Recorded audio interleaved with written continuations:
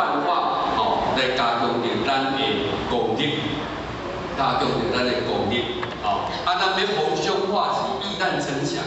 咱会遇到代志，会当逢凶化吉，易难成祥，就是头壳你建功立德，然后你才会当逢凶化吉的所以无时间啊，就得请咱迄个季贤先生去见证因为无时间。因为累积功德，他的儿子呢，真的是大树化小，小树化无啦。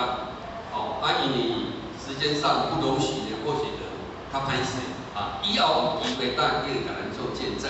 今日呢而且感谢咱高讲师咱处长主笔，感谢咱在座的各位前贤大德共同扶持，会当帮中勾选的，咱来到咱的佛堂，大家共聚一堂，以同在，等了解的这个得力。或许在最后，祝福大家身体健康，大家。